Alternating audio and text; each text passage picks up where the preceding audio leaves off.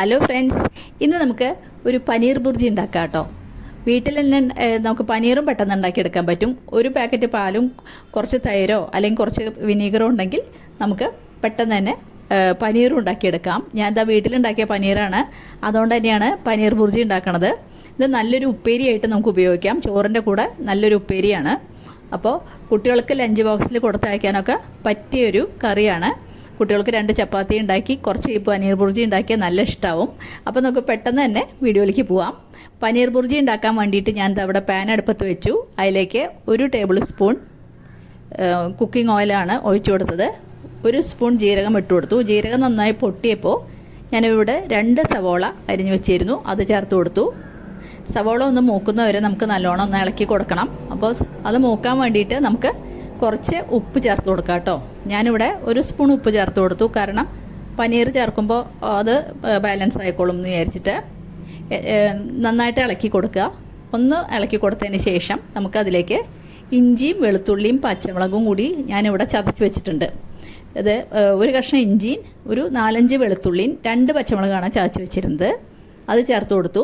എന്നിട്ട് നമുക്ക് നല്ലോണം ഒന്ന് ഇളക്കി കൊടുക്കുക. ഇഞ്ചിയും വെളുത്തുള്ളിയും പച്ചമുളകും നല്ലോണം മൂക്കണം കേട്ടോ, നല്ല പച്ചമണമൊക്കെ പോകണം. അതുവരെ നമ്മൾ നല്ലോണം ഒന്ന് ഇളക്കി കൊടുക്കുക. അത് മൂത്ത് കഴിഞ്ഞാൽ നമുക്ക് ഇഞ്ചിയും പച്ചമുളകും ഉള്ളിയൊക്കെ മൂത്ത് കഴിഞ്ഞാൽ നമുക്ക് അതിലേക്ക് തക്കാളി ഇട്ട് കൊടുക്കാം. ഞാൻ 2 തക്കാളിയാണ് അരിഞ്ഞു വെച്ചത്. ചെറിയ 2 തക്കാളിയായിരുന്നു, വലിയതാണെങ്കിൽ 1 മതി. അപ്പോൾ 2 തക്കാളി അരിഞ്ഞത് ചേർത്ത് കൊടുത്തു.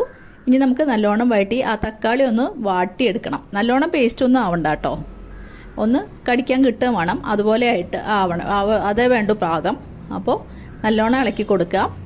തക്കാളി ഒന്ന് ഉടഞ്ഞു കഴിഞ്ഞാൽ നമുക്കതിലേക്ക് പൊടികൾ ചേർത്ത് കൊടുക്കാം. ഞാൻ ഇവിടെ 1/4 ടീസ്പൂൺ മഞ്ഞൾപ്പൊടി, 1 ടീസ്പൂൺ മല്ലിപ്പൊടി, പിന്നെ ചേർത്തത് 1/4 ടീസ്പൂൺ ഗരം മസാല പൗഡറാണ്. പിന്നെ നല്ല മുളക് പൊടി 1 സ്പൂൺ ചേർത്ത് കേട്ടോ. ഇനി നമുക്ക് ഈ പൊടികളൊന്ന് മൂപ്പിച്ചെടുക്കണം. ഒന്ന് നല്ലോണം ഇളക്കി പൊടിയുടെ പച്ചമണം പോകണം, അതുവരെ നമ്മൾ നല്ലോണം ഇളക്കി കൊടുക്കുക. നല്ലോണം ഇളക്കി നമ്മുടെ മസാല മൂത്ത് കഴിഞ്ഞാൽ നമുക്ക് നമ്മൾ തയ്യാറാക്കി വെച്ച പനീർ ഇട്ട് കൊടുക്കാം. ഇനി പനീർ നമുക്ക് പൊടിച്ച് വെച്ചത് ചേർത്ത് കൊടുക്കാം കേട്ടോ. അപ്പോൾ പനീർ ചേർത്ത് കൊടുത്തു. ഇനി നമുക്ക് എല്ലാം കൂടി നല്ലോണം ഇളക്കുക. പനീറിൽ മസാല ഒന്ന് പിടിക്കണം, അത്രേ വേണ്ടൂ. അപ്പോൾ ഒന്ന് നല്ലോണം ഇളക്കി കൊടുത്തിട്ട് നമ്മുടെ പനീറിൽ നല്ലോണം മസാല പിടിച്ച് കഴിഞ്ഞാൽ നമ്മുടെ കറി തയ്യാറായി. ഒരു 5 മിനിറ്റ് നേരം ഒന്ന് നല്ലോണം ഇളക്കുക. ഇത് അടച്ച് വെച്ച് വേവിക്കൊന്നും വേണ്ട, ഓൾറെഡി എല്ലാം വെന്താണല്ലോ, പാലൊക്കെ തിളച്ചുണ്ടായതാണല്ലോ. അപ്പോൾ പിന്നെ നമുക്ക് അടച്ച് വെച്ച് വേവിക്കേണ്ടതൊന്നും കാര്യമില്ല. ഒന്ന് നല്ലോണം ഇളക്കി കൊടുത്തു കഴിഞ്ഞാൽ നമ്മുടെ കറി തയ്യാറായിട്ടോ. അപ്പോൾ ഞാനത് നല്ലോണം 5 മിനിറ്റ് നേരം ഇളക്കി കൊടുത്തു. ഇനി നമുക്ക് അതിൽ മല്ലിയില ഇരിപ്പുണ്ടെങ്കിൽ കുറച്ച് ചേർത്ത് കൊടുക്കാം കേട്ടോ. ഇവിടെ കുറച്ച് മല്ലിയില ഇരിപ്പുണ്ട്, അത് ഓപ്ഷനിൽ മാത്രമാണ് കേട്ടോ, ഉണ്ടെങ്കിൽ മാത്രം ചേർത്താൽ മതി. അപ്പോൾ മല്ലിയില ചേർത്ത് കൊടുത്തു. എന്നിട്ട് നമുക്ക് നല്ലോണം ഒന്നും കൂടി ഇളക്കി കൊടുക്കാം.